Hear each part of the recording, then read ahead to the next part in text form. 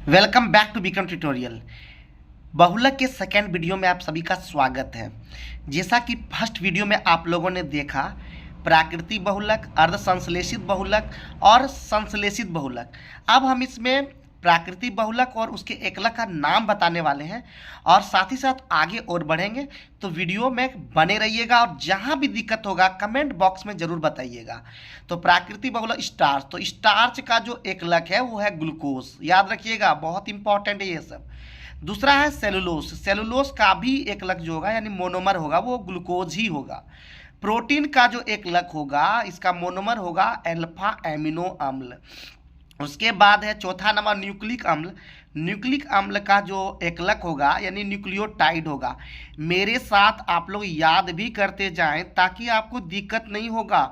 याद रखिएगा, बाद में आप लोग को ये प्रॉब्लम होगी और फिर वहाँ पे आप समझ नहीं पाएंगे तो फिर दिक्कत होगी। तो इसलिए समझते हुए ही आगे बढ़ना है, याद करना है और जहाँ पे दिक्कत होगा तुरंत उसको वीडियो पॉज करके उसका कमेंट में बॉक्स में कमेंट को बताना, कमेंट करना है, बताना है अपना प्रॉब्लम।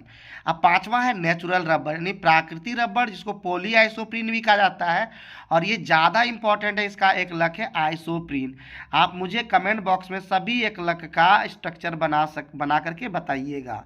अब हम लोग बढ़ते हैं इसका नेक्स्ट पार्ट, यानी बहुलीकरण की प्रणाली के आधार पर बहुलक जो होते हैं दो प्रकार के होते हैं। एक समबहुलक जिसको होमोपोलीमर कहते हैं, दूसरा सहबहुलक कोपोलीमर कहते हैं। फिर से एक बार बता दें, बहुलीकरण की प्रणाली के अनुसार बहुलक दो प्रकार के होते हैं। समबहुलक जिसको होमोपोलीमर कहते हैं, दूसरा सहबहुलक यानी कोपोलीमर कहते हैं।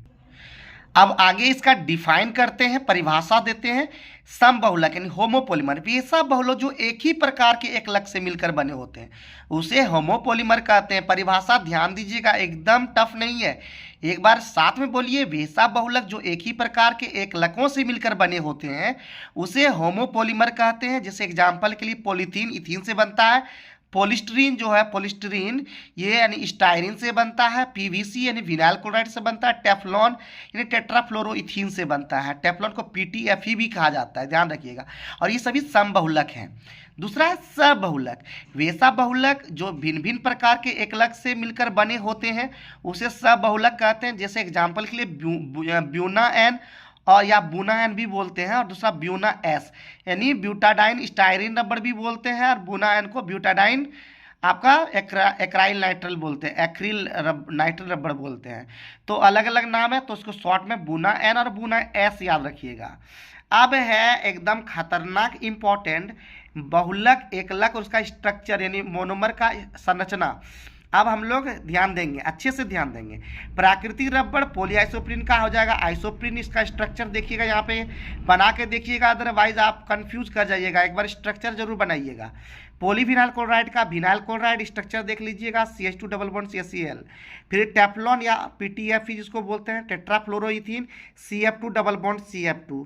फिर है पॉलीस्टायरीन जिसका होता है स्टायरीन, इसका स्ट्रक्चर यहाँ बना हुआ है। फिर है बेकेलाइट, बेकेलाइट का हो जाएगा फिनॉल प्लस फॉर्मेल्डिहाइड।